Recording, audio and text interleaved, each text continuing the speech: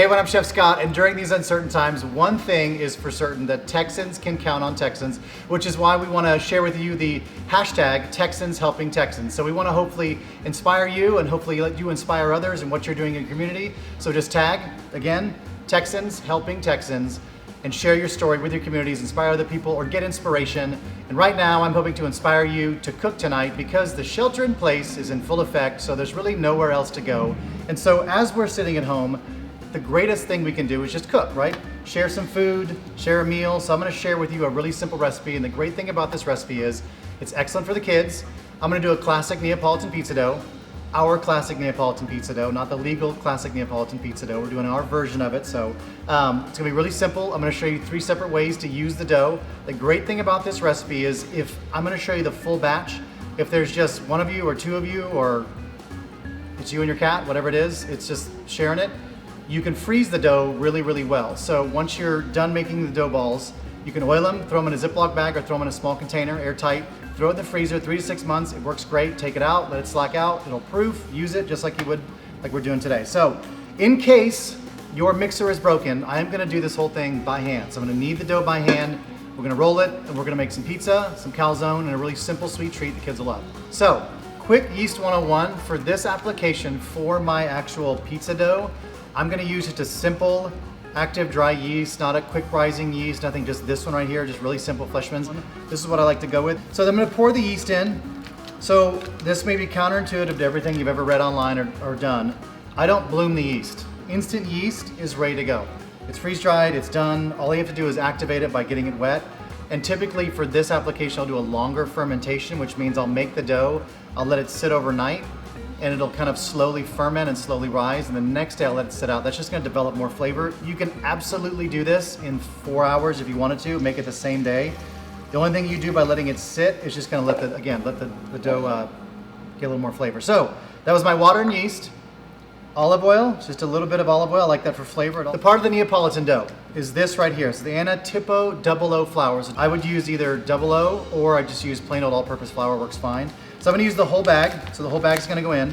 So salt will kill yeast, so I don't wanna use the salt right on top of the yeast as I'm mixing it in. I'm gonna kind of slowly introduce our yeast or our salt to the yeast. I'm gonna kind of put the flour out and then I'll sprinkle the salt on. I like to knead the dough for about 10 to 15 minutes max. I don't want it so strong that when you go to eat the pizza, you're like tugging with your molars and it feels really hard to kind of do. I like it to be a little softer crumb so that when you're eating it, it'll still hold up, but then it just it'll kind of crumble and feel a little softer in your mouth. Okay, so a thing on hydration real fast. So when baking and when you make pizza, there's obviously this thing called the hydration rate. And so as you're doing it, which is basically the amount of water you're adding to the dough. So typically for this dough, the hydration rate is a little stickier. And I kind of like it to be a little bit stickier. Eventually, the more you knead it, the more it's gonna kind of, again, start sticking to itself. But I want a little more water in the dough because I like that, obviously water creates steam when it's baked, and so it gives it a little more of a puff to the pizza, which I like. If you like a denser dough, you can definitely just take some of the water out. The dough will be a little more, it'll be just a little more dry and won't stick to you as much. But again, the more we knead this, the more the flour is gonna soak up the liquid, and the more gluten we develop, the more it'll kind of form a ball. Have you tagged out yet? Are you still kneading it on your own, or have you gotten somebody else in there to knead the dough for you? I'm solo on this, so I got to do the whole thing by myself. Kneading the dough. So at this point, I've taken it out of the bowl and I'm going to put it on my cutting board. You can see it's still sticking to me, but it's not sticking as much. But you'll notice the more you knead it, the more it'll start sticking to itself, and that's a good sign. So you can see at this point, it's still sticking to the board, but it's willing to come up a little bit. So I can kind of pull it up without it sticking. This is where normally I would have a glass of wine right here. It would be right here, and I would have one dirty hand like I do, and then with my clean hand I could grab a sip of that wine. Hashtag Texans Helping Texans, right? So at this point it's been about 7.5 minutes, and you can see how, like, if I touch it, it's not quite sticking to me as much. So I can kind of clean my fingers off a little bit. It's sticking more to itself than it is to me, which is good. So I'm just gonna keep going.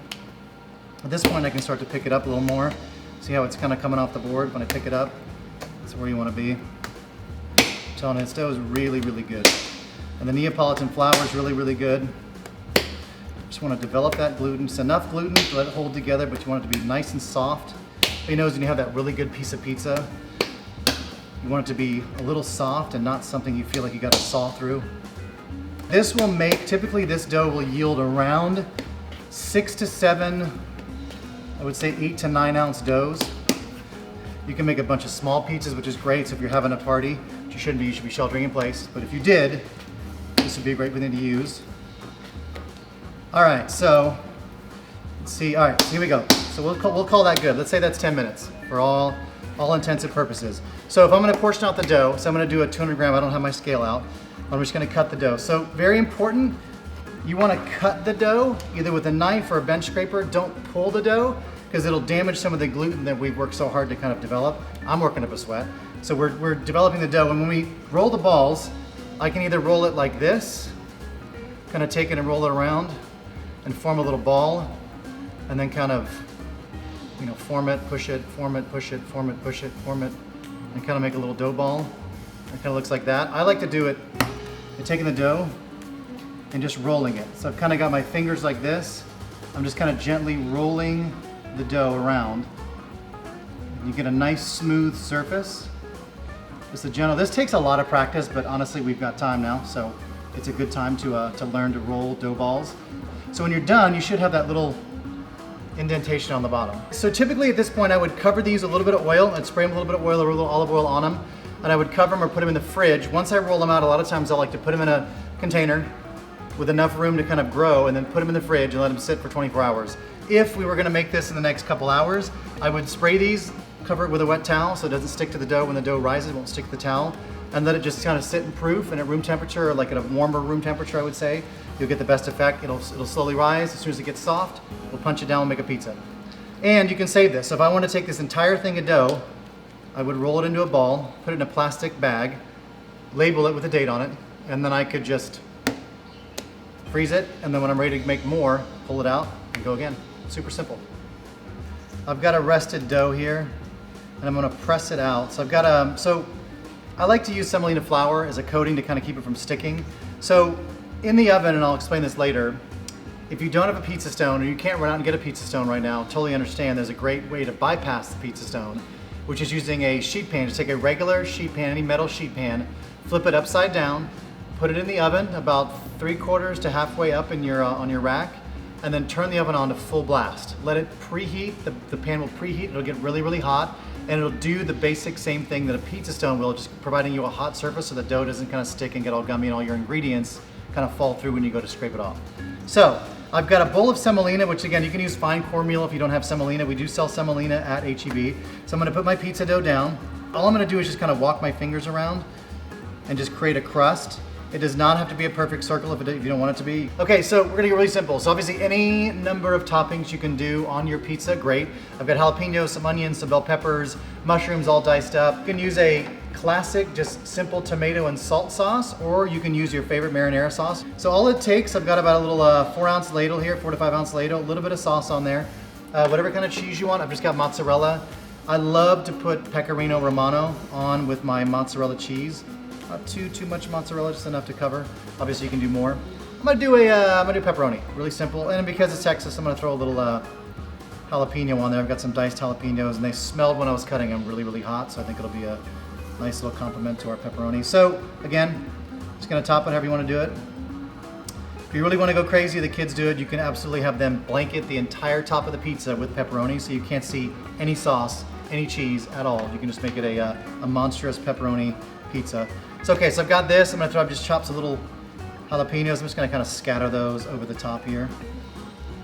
And that's pretty much it. So we're just gonna kind of now give it a little shake, make sure it moves. And so when we go into our oven, we'll slide it off very gently and it'll just bake. And usually, typically in most ovens, it's gonna take 5 to 6 minutes to get really puffy and get crispy. All right, we're going to the oven. Right on top. We're just gonna kind of give it a little shimmy shake. And you just wanna kind of get it all the way on there just like that, and that's it. And close it up. I'm gonna take our other piece of dough, I've dipped it in and I'm gonna make a calzone. So there's really no wrong or right way to make a calzone. It's gonna be about the same size as our pizza. So instead of a pizza, we're normally gonna cover the entire pizza. I'm just gonna put a little bit of sauce. And I'm gonna add, I'm just gonna make this my vegetarian one here. So I'm gonna do a few mushrooms. I'll throw some jalapenos in there because why not? A few of our onions here. Gonna get them going. A couple of our red bell peppers. And may as well, I've got these fully cooked meatballs. Let's just throw a couple meatballs on there.